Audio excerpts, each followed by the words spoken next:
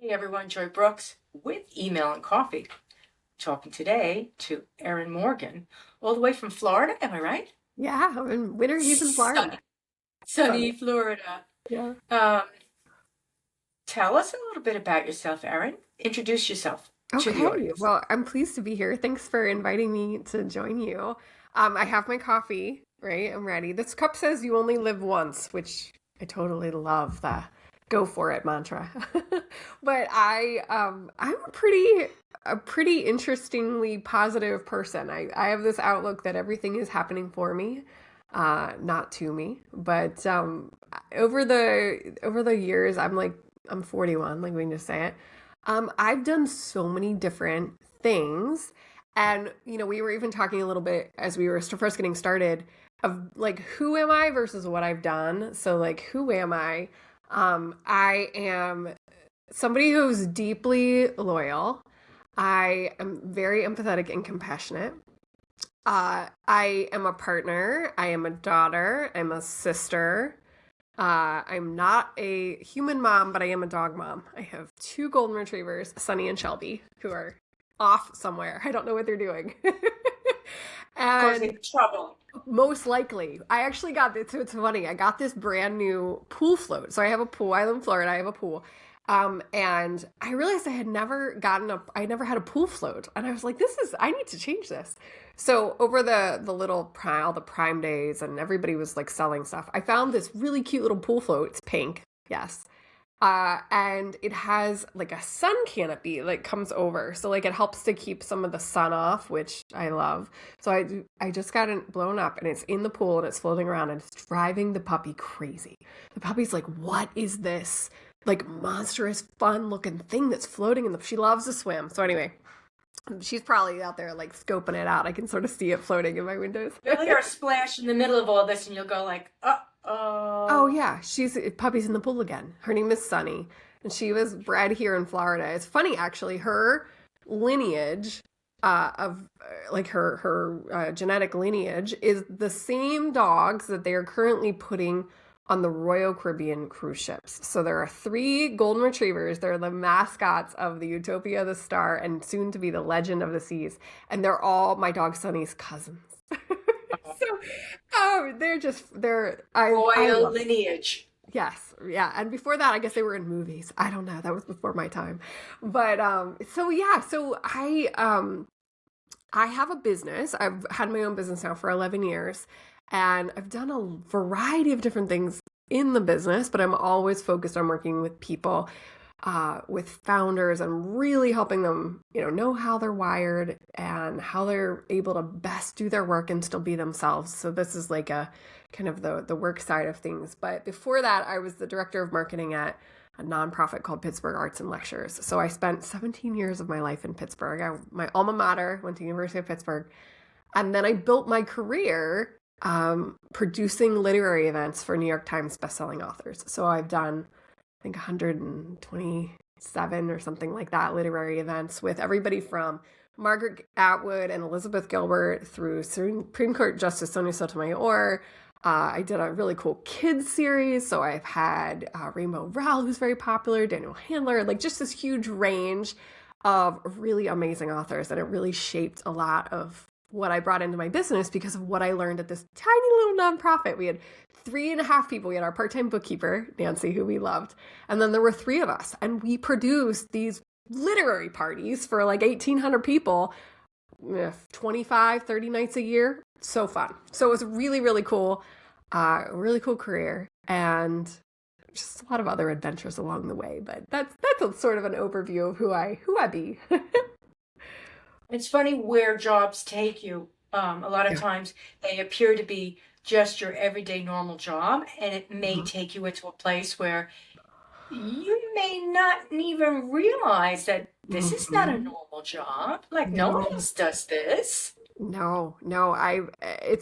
I've met very few people. There were very few people who were behind a literary series like we had. Seattle Arts and Lectures. Certainly, there's 92nd Street Y. Like there's some really good lecture series, but they're so rare that you can almost name them. So the fact that I got to do this, I mean, it was sort of a magical moment when I got hired. I never expected, I didn't even apply for the job. They found me. And it was all because of the relationships I built in the English department at the University of Pittsburgh. It was like, picture this, Thursday nights, college students, 8 p.m. What do they mostly want to be doing? They want to be drinking. They want to be hanging out with their friends. It's Thirsty Thursday. And so my charge with this small teachable writer series was called the Pittsburgh Contemporary Writer Series. Very teachable writers. My charge was to get these college students to come at 8 o'clock on a Thursday night to listen to a lecture by a writer. Um, Not necessarily the easiest task in the world. So when I got my charge, there were usually 30 to 40 students in the room. And I looked at that and I thought, this is unacceptable. Like, we're doing this amazing thing to support them and becoming the kind of writers they want to be. I got to make sure they know about this. I got to get them in the room. And I thought, how am I going to do it? So I started by building relationships with all the instructors who had students who were relevant to the series. And I would print the flyers telling them about the lecture. And I would go through the rosters, count out how many students they had in their class.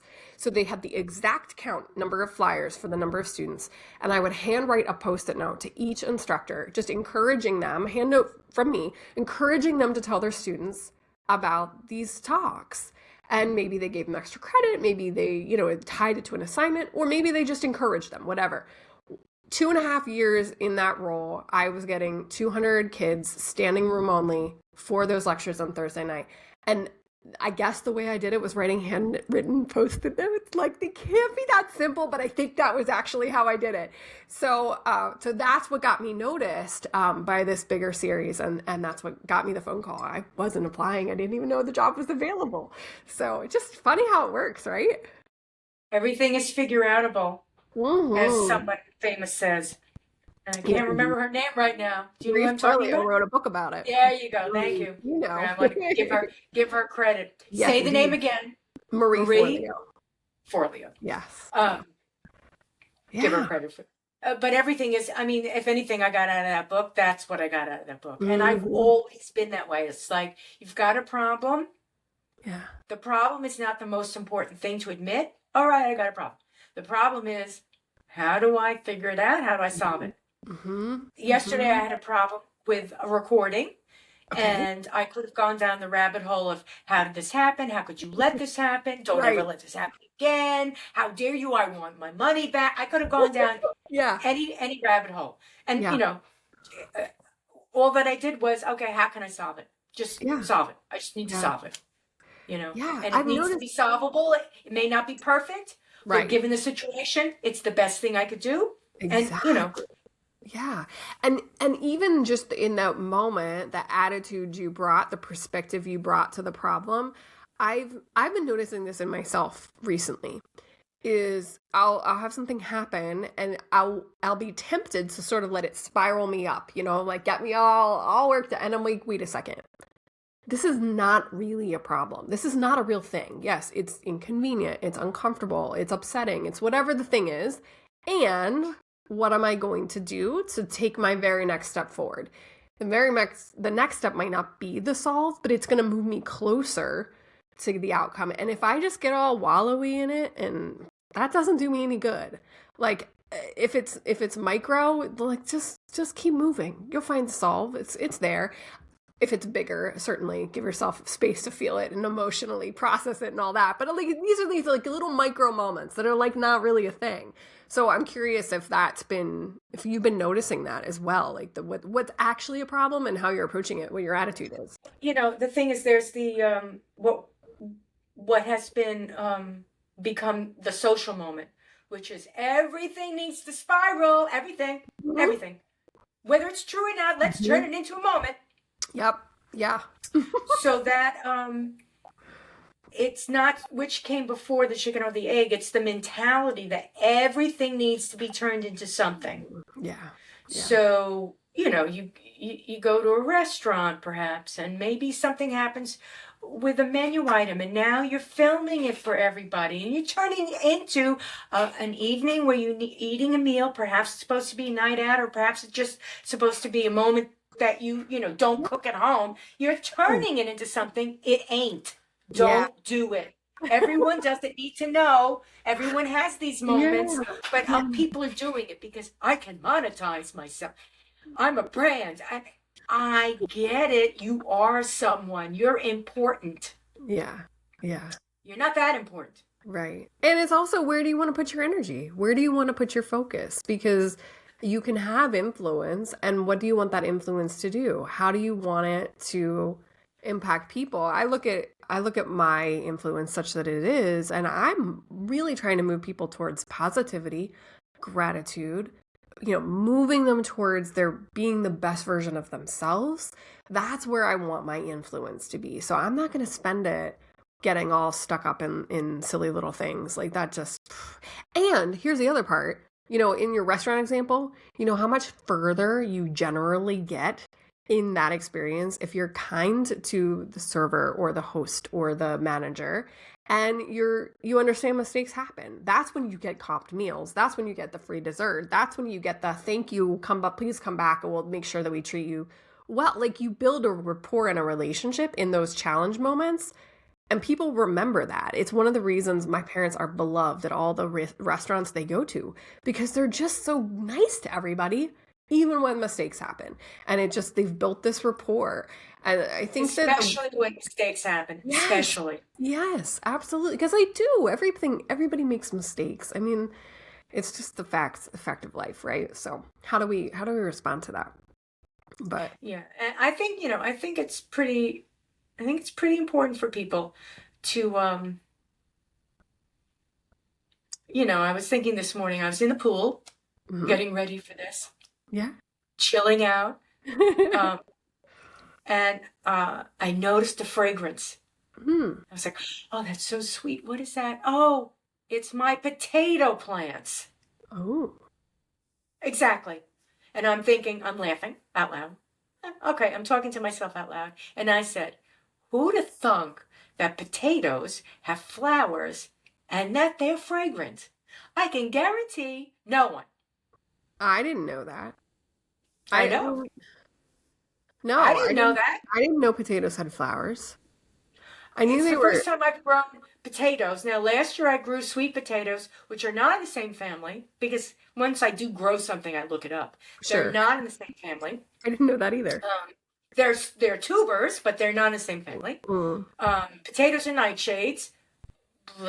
What sweet potatoes are some other kind of thing. Not, but they're Okay. not. Somebody in They the are comments not will tell us nightshades. what they are. Yeah. Oh wait, they're actually, yeah, really. Someone will tell me, perhaps. Sweet potatoes are morning glory. Ooh. Oh. Okay. Love. So they're like that flower. Got They're it. vine, and they're Yes. like that flower. Okay. And who'd have thought sweet potatoes are a vine? Yeah. So I found that out last year. That was last year, and I was like, this year I'm gonna grow small potatoes because I love Sure. those little small potatoes. And Yes. I'm Oh. like, I'll just get an organic, you Yeah. know, delivery potatoes. Right. And I'll take 10 of them and I'll get them ready for planting. So, Hmm. grow eyes and things like that. Yeah. And I Right. did, and I did. Put them in the ground and shoot up these. And right now, they're at least 3 feet high. Wow. Plants Uh huh. with little flowers Oh my God. that sort of do look like eggplant, the little flowers, except I Oh know that yeah. they're not going to grow anything.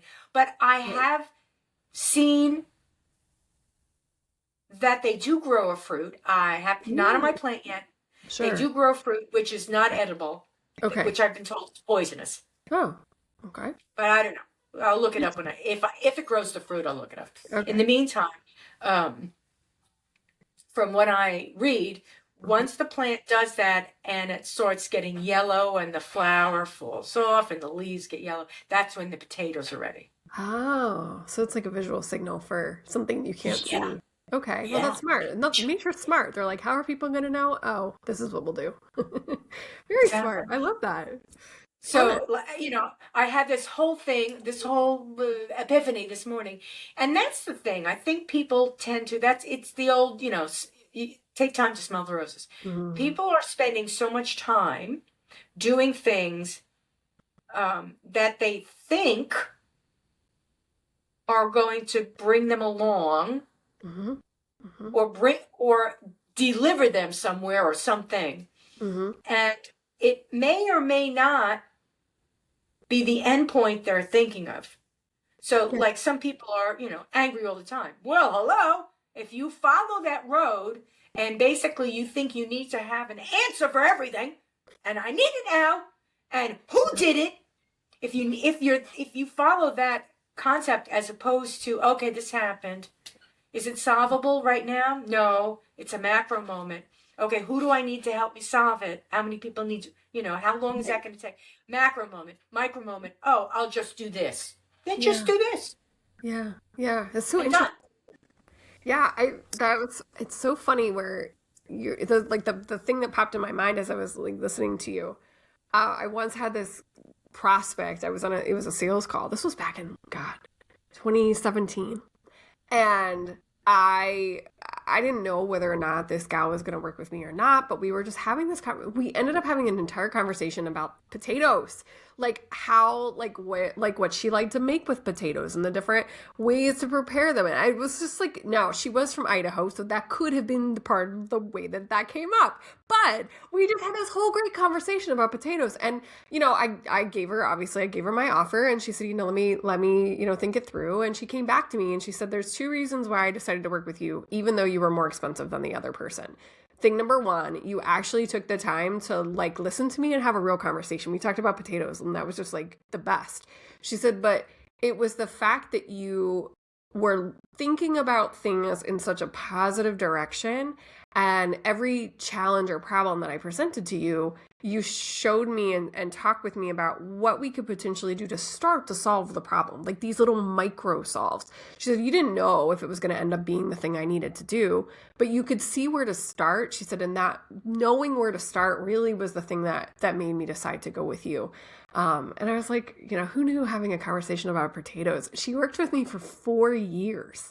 And that conversation turned into a 4-year client coach relationship, which I cherish. We're still friends to this day. She's done my branding, and we just have, but who would have thought over such a simple and relaxed conversation that something like that could happen? So It's communication. I mean, that's the point. yeah. That is what humans should be doing, and Mm-hmm. noticing these things, Yeah.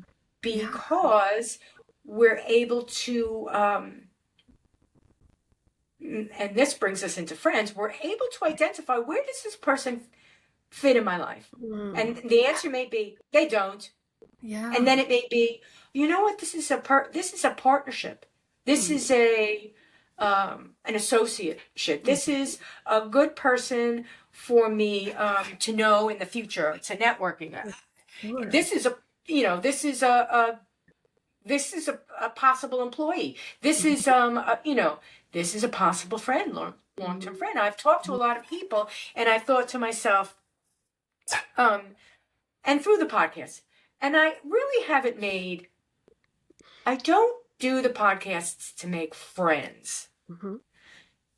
but there are people along the way that I've Mm-hmm. thought to myself, we could become friends, and if it happens, wouldn't that be nice? And Yeah. I do not email them every day, what's going on, what are you doing? But I feel comfortable emailing them, and I hope that when they get it, they're not thinking, what does she want? Yeah. Yeah. And that's friendships through human communication, Mm-hmm. and not when you're a child, because friendships are so simple when you're children. Mm-hmm. When you get older, there's so many ifs, ands, and buts. Yeah. You may have a partner. Will this person get along with my partner? Right. Right? Will I get along with their partner? Sure. Do I get along with them at all? Yeah. And What? There are so many things going on with people in general. Like, you go to work and you're at a company for, let's say, 5 years. Odds are you're going to become friends with somebody there. Mm-hmm. Mm-hmm.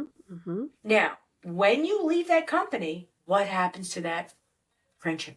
Mm. That's really the question, right? Right. And over the years, Yeah. I have, off the top of my head, 3 friends from jobs that go back to 1982. Okay. Okay? Yeah. 1982. Yeah. Do we see each other every day? No. Mhm. Do I see them every year? No. Do I get a Christmas card every year? Yes. Mm. Um, when we talk, is it like we've been talking all along? Yeah. Yes. Yeah. They have their own friends. They have their own circles. They have their own lives. Do I know their kids' names? Somebody else might. I don't. But the point is that I do consider them friends, but they're not that best friend concept that you had Yeah. in high school. Yeah. Yeah. It's so interesting. It reminds me of this concept that I've come to adopt for my own life is that there are these different phases of friendships and there are different I call them seasons of friendship. So thinking back to, any of the work friendships that I've had, how many of those have really stood the test of time and translated and become something that I've carried with me? Not very many of them. And yet, when I was there, the relationship, the connection I had with those people was real and it was true and it was authentic, but it was for a season. And there was something that we had in common that allowed us to deepen into the connection. It would have been work, it could have been layers of things related to work, but that was always something that I really I would kind of beat myself up over it because after the job experience had finished, I would be like, well, why am I not maintaining those connections? Same with high school. I didn't maintain really any connections, almost none. From high school, really college either. And I realized that what my friendship sort of DNA is I'm a season friend. Reason and a season and a purpose, and it's real and it's deep and it's authentic, but it's rare for me to take friends through a variety of phases of my life. They just kind of drop off. And it's nobody's fault, and nobody was mad. And it was just, we stopped having as much in common as we did before, and it made it harder and harder to keep that connection alive. It takes real work. And so, even the people that you're saying, you get the Christmas cards, like, kudos to them for the little bit of effort that it takes in the stamp. It's 78 cents or whatever this freaking stamps are these days, right? Like I bought stamps the other day. I was like, how is it $78? Like, what? Right? I love sending like snail mail and lumpy mail and stuff, so it's worth it to me. But yeah, the effort that we need to put forward.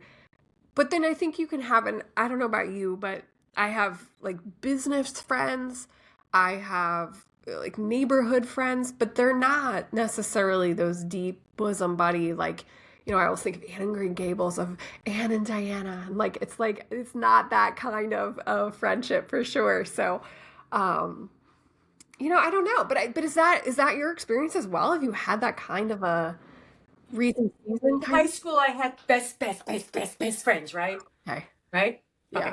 I got Um, made fun of in high school. I was a weird kid. So when you say with friendship in high school, like in school when I was little was easy, it was really hard for me actually. I was always made fun of. I was always different. I was always on the outs looking in. There was all these little like micro moments in my young adult, like young childhood where I was just like left out. And so that comes up for me when I think about friendship too. I'll tell you stories, and you Mhm. like it. So I always had a best friend. Okay. Um, however, I don't think I was a nice person. Mm. Did I bully? Possibly, possibly. Mm. When I say bully, I don't mean like I did bad things to them. I got bad things done to me. Um, but was it a hierarchy where I was in charge and it was what I said and what I wanted to do? I think so. I had a few different friends, so the friendship was based on different things. So I had my game board friend who had all the great games, right? I had my friend that lived on an estate. Her father was a chauffeur for the person who owned the estate. So that was just a fantasy world. Mhm. And we could go out and run around the estate and we would pretend. And these were, when I'm young here. Yeah. So I had a bunch of different friends. And as I I look back, I think I considered them my best friends, but they didn't last forever because I'm not best friends with them now. They lasted all through school, and I sort of took all of my best friends and I tried to group them together, and there was a few stickies that stuck. Mm-hmm. And so after high school and went to college, separate colleges, um, I would have dreams of one of my best friends. Okay. Um, the story was she was in the school from 7th grade to 11th grade. And after that, I didn't see her. And then occasionally I would see her. And we weren't allowed to see each other because we'd gotten in trouble as kids. It was the 60s. Yeah. So it was sex, drugs, and rock and roll. And we got in trouble. And that's why she was pulled out and sent to a different school because we were, causing problems, whatever. She went on her problem way, I went on my problem way, and we did problems wherever we were because we were teenagers. Okay. So I come out of college and I'm dreaming about her. What am I dreaming? I'm dreaming I'm in New York City and I look across the street and there she is. I'm having a lot of dreams. And then MySpace, and this is over the years, so MySpace finally, like years later, and then Facebook, and there she is on Facebook. Okay. So I connect, and I get on the phone, and I talk with her. She remembers nothing from high school. Really? Oh, I don't remember anything. I'm like, we were best friends? We were? I'm like, holy mother. Wow. So I have this whole scenario in my head. Yeah. She doesn't even remember. Oh my gosh. I talk with other people. Talk with other high school people that knew her, and they're like, oh yeah, she's this, she's that, she's the other thing. And then they would say, she used to talk about you. I'm like, what? Like, not great thing. I'm like, what? So my whole thing, this is the point, my whole fantasy about those friendships. Yeah. And that is very possible other people's situations that they may know it, may not know it. Nobody's perfect. I'm not trying to say this close friend of mine was a bitch. No. I'm merely saying is that because you're young, you have no idea what a friendship is. What And you've you constructed may luck out. could be what You they have as well, constructed. but not. You may luck out, and that person may be the greatest person in the world. Now, with all the other friends that I've had, I do have another friend from elementary school who on and off over the years, we kept circling. So we'd go around and every once in a while, wow, we would circle each other and hang out again. So I've been in touch with her. Again, I don't talk to her all the time, but we talk to each other. And I consider her a friend, and she's a good soul. Mm-hmm. Yeah. Does she talk about me behind my back? Probably. Everybody does. I'm not worried about that. But I know she's a good soul. Yeah. I mean, let's not pretend that we're all the best people on the planet.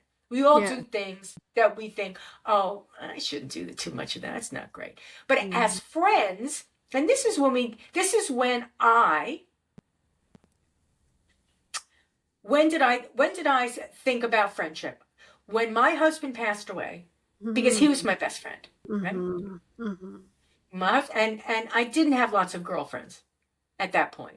In a marriage, it's sticky. It's you can't have a girlfriend without the husband liking the husband, and if she doesn't have a husband, then it gets a little sticky. So and I'm not saying every marriage, but I'm saying with mine, it was like that. So I didn't necessarily insist on having girlfriends, and I'm not the type of person that needs to go out and if I need to shop, I go out. So, when my husband passed away, I thought to myself, well, I don't have a best friend anymore. And he was truly my best friend. Yeah. Hey, what am I going to do? I'm all alone. I'm like, oh, okay, so am I lonely or all alone? Hmm. I'm a little lonely, but I'm not like hysterically lonely. No. I'm not, Right. oh my God, I'm Right. alone. And that's different than being lonely. It's so true. You're so right about that. I think about that a lot. So, all in all, um, I get contacted from someone that I knew. Again, you're talking about seasonal people, and Hmm. I agree with you. A seasonal friend. She happened to be my landlady. Oh. I lived in her house, upstairs in her house. She got a divorce, and I moved out because they were selling the house. And then I got married, and we fell out of contact with each other. Well, she found out that my husband had passed away, and she contacted me. Mhm. And it's like I said, it's one of those things where you just start talking and you pick up right where you left off. Yeah. Nothing's changed. No, I'm sorry I didn't stay in touch. She got it. I got married. Yeah. She got divorced. Right. Yeah. People have these Oh, kind totally of, different yeah, lifestyles. exactly. Exactly. Yeah, I've noticed this a lot lately, because I've done the intentional, no kid choice.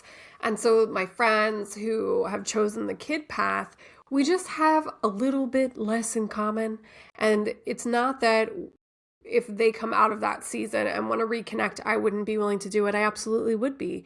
But I also know that for me to have a truly stimulating, interesting friendship that feels like it's worth putting in and pouring in the effort, there's gotta be some give and take, some things in common, some levels of connection. And so there's a gal that she's actually my dog sitter whenever I travel. She's just amazing with the girls. And she'll say like, "Oh, we should go out." She's very, very social. She's very um active in the, she's in a bowling league, and she, goes and plays pool, and she's in like these different clubs, and she's at an age where she's retired. She watches dogs for, spending money. And her husband is very ill with cancer, and she knows he's going to pass away. Like, it's just an inevitable thing. How long, she doesn't know, but in the meantime, she's building up these friendships and getting to know people in the community. She's not from here, nor am I. So she keeps saying, like, "Oh, we should get together." And so we're going to go tonight to happy hour and just chat and reconnect and, see what's going on. But what I've noticed is that we're still trying to find the link, the thing that allows us to be friends outside of she cares for my dogs, because she's into like scuba diving. I am absolutely never going scuba diving. I can say that as a full stop, never doing it. Absolutely will not happen. Like, she's into that. And like, she has some interesting, but occasionally we find things we have in common, a TV show we both like. And so we're sort of seeking it out. We're trying to find the path to see, like, are we actually going to be able to be friends? But being forging brand new friendships as an adult, I feel like it's a just a discovery process of, can we find things in common that really allow us to want to invest the time. And I find it's not with everybody. There are people I like, they're acquaintances, I wave to them, I'm friendly, but I'm not necessarily truly friends. And I think there's maybe that difference as well, just that ly on the end of the word, friendly. It's Right. like that. I think people conflate that with friendship. It's not always the case. Yeah. I would say that a friend, like a husband or wife or any partner that you have, Hmm. it's a contract. You're Hmm. not saying, oh, we'll do. You could, but I would say in my life, I don't think of my husband. I didn't think that, oh, we'll get married if it works. I never thought that. I was like, we're gonna get married and we're gonna make it work. That's the way I think. Hmm. So if I look at a friend, this is my definition of a friend. I'm gonna make it work. Now, Hmm. that doesn't mean I'm gonna be there forever Sure. every time they need me, Yeah. but it means that I will offer myself up to them. Hmm. It means that there is a certain amount of responsibility um, for a friend. And Hmm. you don't do this for everyone. Mm-mm. Yeah, I was thinking you can't take this is a an elevated level of how you're showing up. So you're gonna not do this just flippantly. This is something you're gonna really take Right, seriously as you right, choose it. exactly. And they do the same for you. And Hmm. there may be an argument, but for a friend, that argument, it's different than with a husband, actually, or a wife, with a Hmm. partner, Hmm. because sometimes you have to argue about it and sometimes you have to get angry, and Yeah. sometimes you have to put your foot down. But with a friend, it's a little different. and the way you compromise your way out of it is a little different. Mm. So it's a little different. Now, I'm not saying you should have that argument with a husband or a wife either, but things get very heated because of that marriage, Mm-hmm. because you Yeah. share things. Yeah. I I, That I agree. I've had a few marriages and have definitely seen the breakdowns for me have been um more than just disagreements. They've been more than just arguments. There has been um like fundamentally huge stake in the ground, this isn't going to work kind of moments. right, right, right. And so I've had to work through a like because each time I've had to reinvent myself and I've moved as a result of the breakup. Every pretty much every time I've had to move. This is the most recent. I stayed in Florida even though he's out there somewhere. I who knows where, don't care, don't, may he live and be well, far away from me, as I say. But it has been a reinvention every time. And so that has really intersected with friendship because some of my deepest and closest best friendships were in Pittsburgh. And then when I left, I lost a lot of those. And I kind of knew that was going to be one of the consequences of leaving. And so then even in this new place, last night I went with I do a lot of stuff with my parents. My parents are cool. They're still healthy and they're still alive and they're still, vibrant and wanting to do stuff. Glenwood. Yeah, right. Exactly. And last night we went to a Carole King tribute concert, and I was the same age as the band members, and the rest of the room was my parents' generation, which I love. That's great. That's fine. But I had the realization as I looked around the room that this isn't my room. I'm enjoying it. I'm having a good connection, but I came home and kind of went, well, did I have fun doing that? Was that actually fun for me? I was like, the music was great. The music was fantastic. I love spending time with my parents. It was very pleasant, but did I have fun? And I think it was this energy of like, I felt like I was you know, the fish in the fishbowl, and everybody in the entire room was staring at me. It's like easy with the hair. Everybody's like, okay, she's already got the shark fin. Like it fits me right into the fishbowl. But I did feel like the whole room was looking at me. And it made me feel kind of like, where are my people? Are my people even in this town? Am I going to find my people in this town? Where do I go to find it? So it's even more powerful question. Where do I go to find my people in this town? And then I get a message from my sweet neighbor this morning who they just live across the way and just, checking in to see how I am. And I'm like, oh, I do have my people. They're here. They're just not friends. They're neighbors, they're acquaintances. We're That's friends. okay. Yeah. And that's okay. And that's exactly where I come back to every time. It's like, and that's okay. That's okay. Yeah. And that's the difference between what I call the high school social, and when we were kids, and Mm-hmm. you said you were awkward and you Mm-hmm. didn't, et cetera, uncomfortable. Um, Many children go through that. Mm-hmm. I think I went through that, but Mm-hmm. in a different way. But I definitely went through that. Mm-hmm. And when we get older, we're better able to appreciate relationships Mm-hmm. because there is a value on them, Mm-hmm. and you just don't chuck them. Right. Yes. Appreciate it's like fine wine. You appreciate it. You're Yeah. not going to drink wine every night, and you're not going to finish the bottle. The Right. point is, you want I that know, I fine know. Over wine. here, we finished the bottle, Joy. Okay. Well, okay. You don't finish the case. Don't go there. Yes, true. So, but as you get older and you're appreciating that more so than taking them for granted in high school, Yeah. um, you sort of come to the point where you think, yeah, but I'm not using people because I go and I find people that fit me, Mhm. right? Oh, they're good at what I like, and matter of fact, they're a little bit better at what I like, and that's good. That's good to have a friend that's better than me, You know. Um, and you go to them to solve all the problems, and they do. Like, you know, a friend that cooks better than you do, and you love to cook, but they cook better. Oh, it's great, because now we'll talk about food all the time, and they'll be, okay. And then you think, oh, am I using this person? And I think I've come to terms with that through this mechanism. Because I think that it better defines what friends are. Okay. So when you're younger, you can always end up with the wrong crowd. And you're like, yeah, but Mom, they're fun. You know, but they do cool things. He's got a car. And they're the wrong crowd. They're the wrong crowd. Yeah. What are they doing? They're drinking. They're doing drugs. Yeah.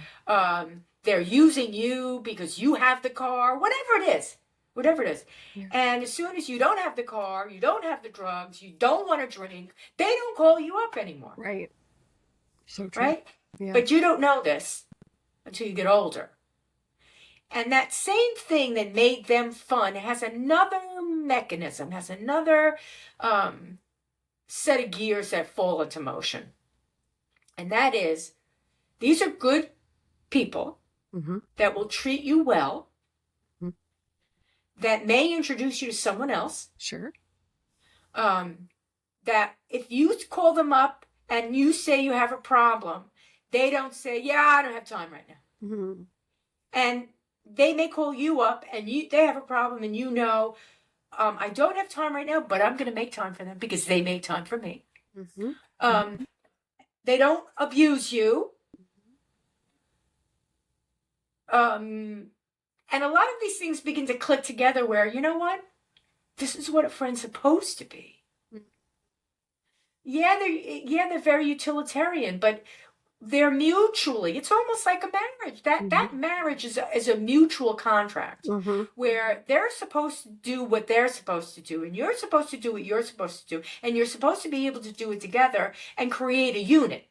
And that unit is a secure unit of two people that will always be there for each other, as opposed to a friendship that will always be there for each other, but there are other elements. They've got family, they may have a partner. So they're, you know, not going to lean all over you. You do, with the partner, lean on each other.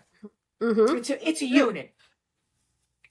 So a friendship becomes very similar unit, but without that physical attraction, because, you know, if you're sleeping with everybody, it's, I don't know. It's kind of too complicated. So that's my opinion. Hey, you know, you want to sleep with everybody, that's okay. But I'm just saying, usually you're not sleeping with that person. Usually you've got a partner, and then you've got friends. You don't sleep with your friends. Maybe you do. I'm sorry, I'm going too far. Okay, so, and sleep, I don't mean sleep. I mean stay awake, but sleep, if you know what I mean. Sure, take it there. All right. I'm just saying, you know, other people will do that. And I think that's overly complicating your life. I don't need that. I wouldn't know if I was coming or going. Less complexity, please, and thank you, for sure. Less complexity and a little bit more,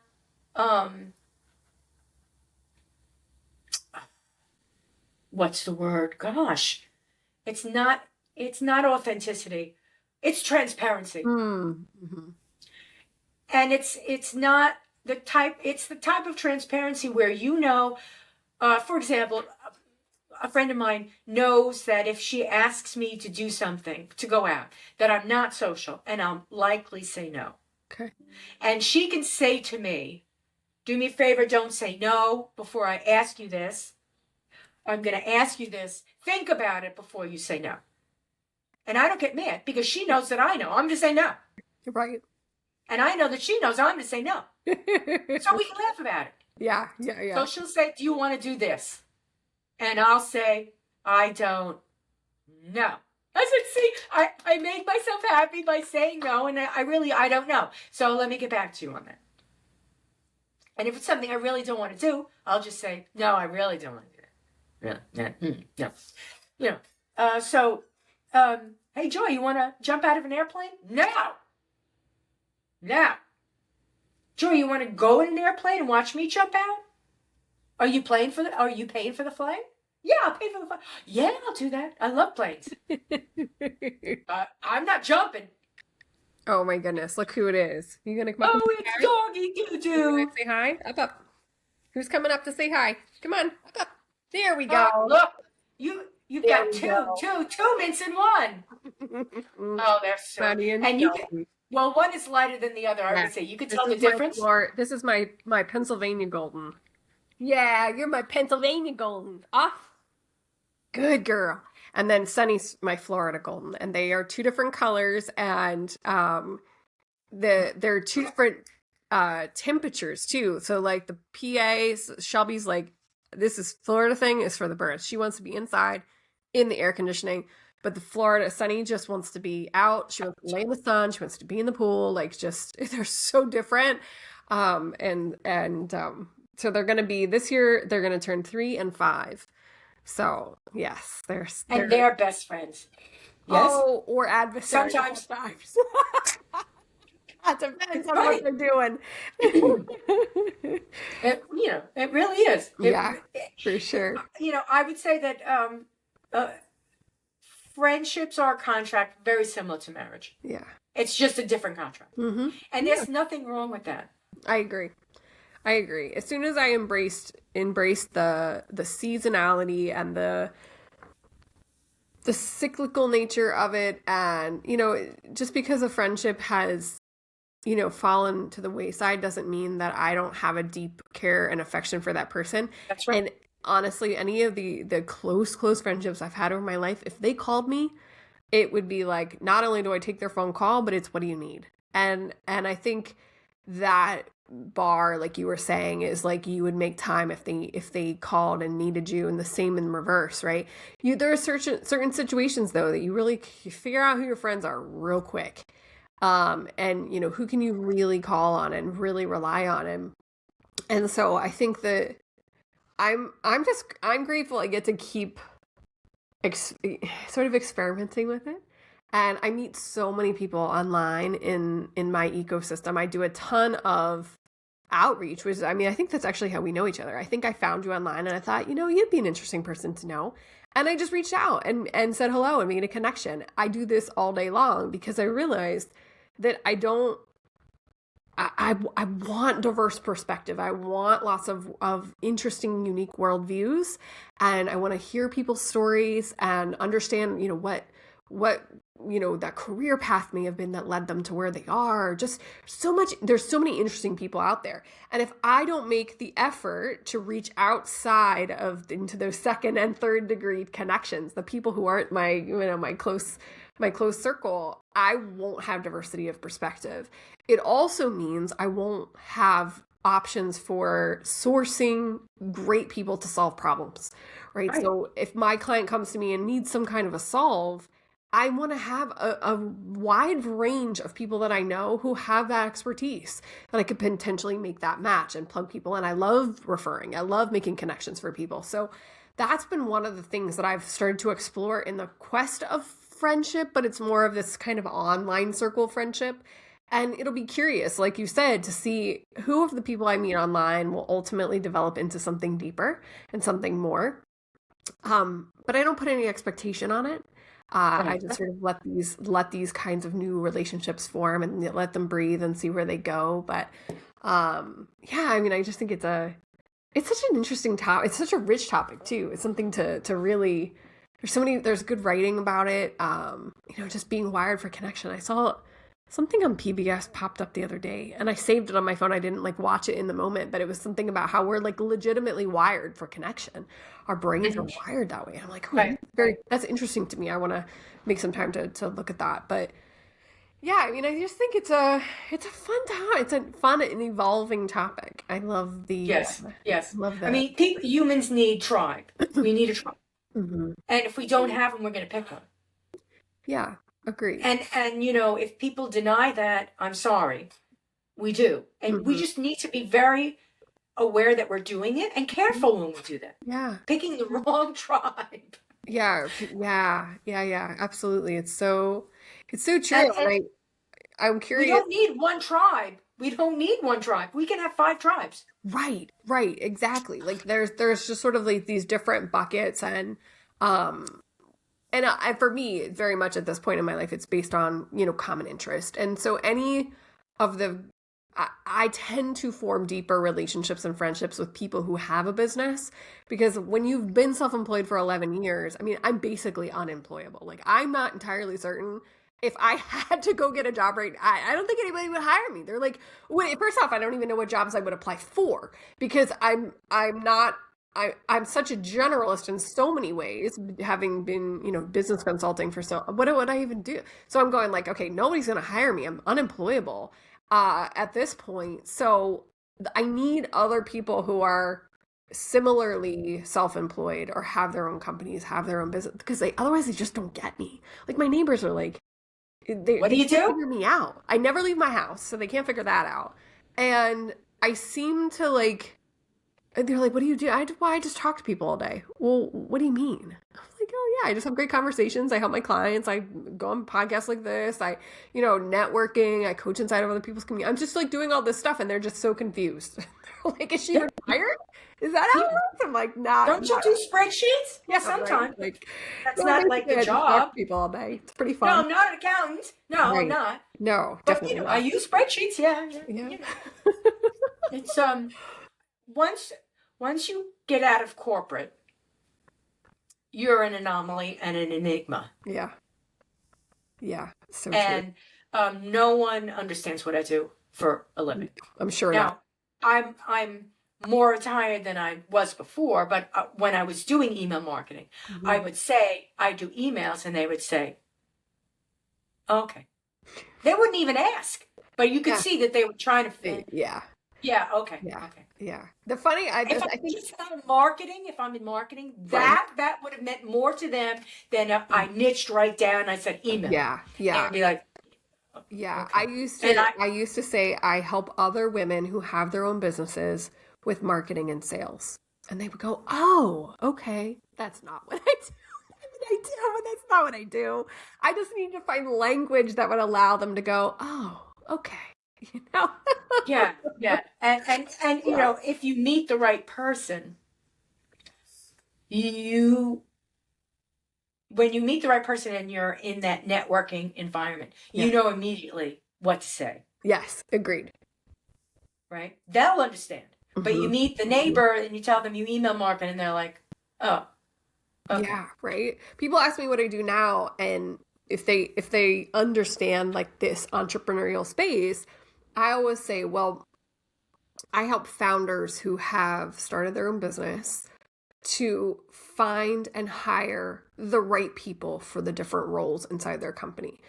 And it starts with really understanding who they are as the founder. How are they wired to work? What are the things that annoy them? What are the things that they just can't tolerate? Where do they have particular ways of doing business that are special and need to be addressed in terms of the kind of team we put around them?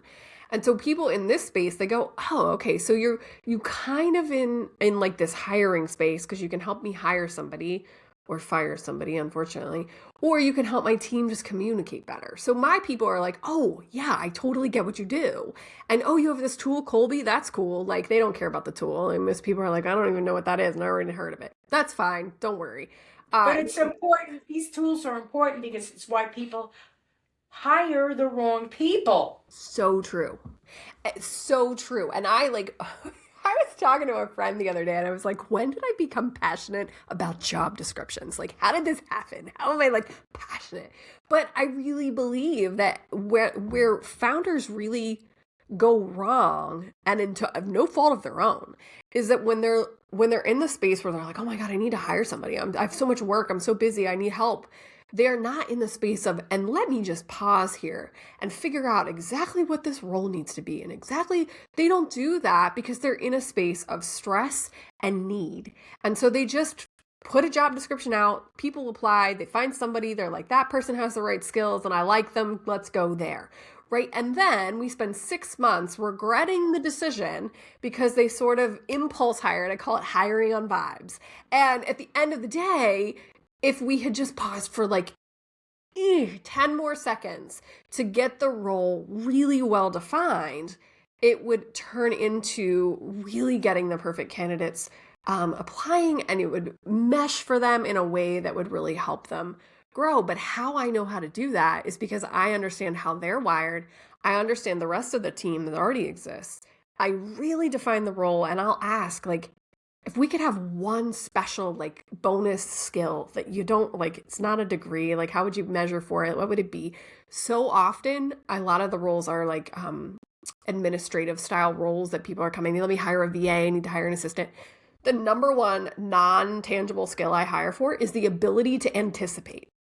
People are like, how do you find somebody who has the ability to anticipate? Well, it's because how I design my job descriptions, the kinds of word choice. Every single word in one of my job descriptions is designed to draw the right person in and repel the wrong person. It's so meticulously done. So then you get a candidate pool of people. You're asking questions in interviews that they couldn't prepare if they wanted to. My questions are so easy and so hard.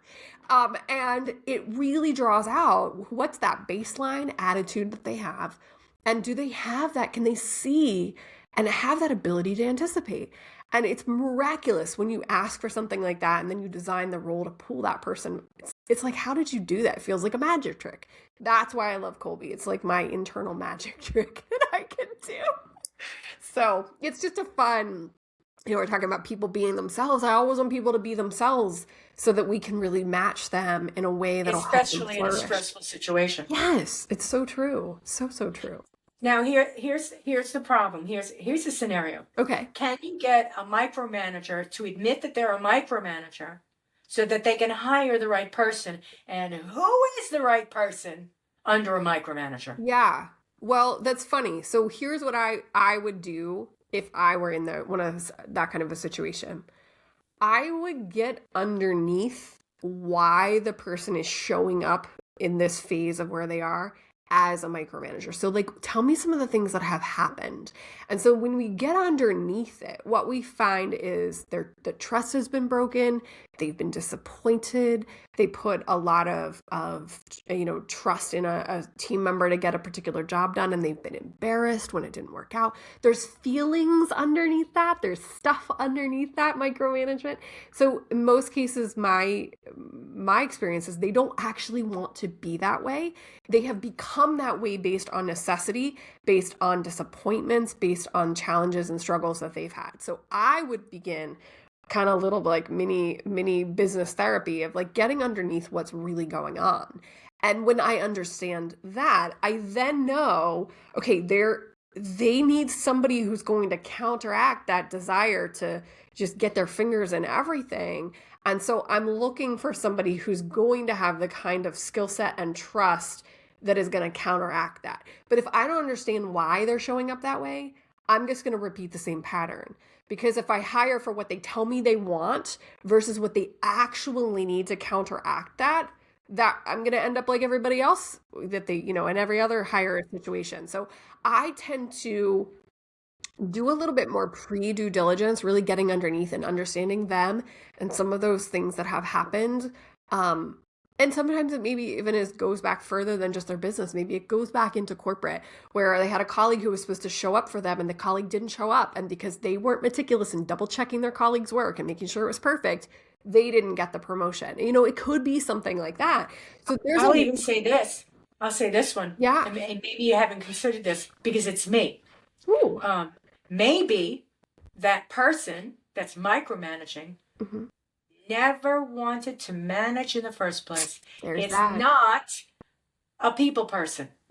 Yes. It's a process person. Yes. So that manager loves processes. Yes. And would gets all excited about a process and manages it themselves. Yes. Yes. So everyone around them is just like, can you please get out of my way? I'm just going to do this. Right. Now, if you're a manager and the divisional or the departmental description requires 6 people for various reasons, that manager shouldn't be there. It's not who the manager's hired. It's the manager. And, Not that they're stupid, that they're bad, that they're no, whatever. not at all. They can't manage people. Right. That Or even don't want to. I mean, I've had so many clients who have come to me and essentially what they want, what they truly want, is a lifestyle business that gives them the flexibility, freedom, and independence to do things their way and to not have to manage. And I'll say, we've gotten to a certain point, we have a couple options here, and they'll say, I don't want to grow a team because I don't want to manage people. And that is okay.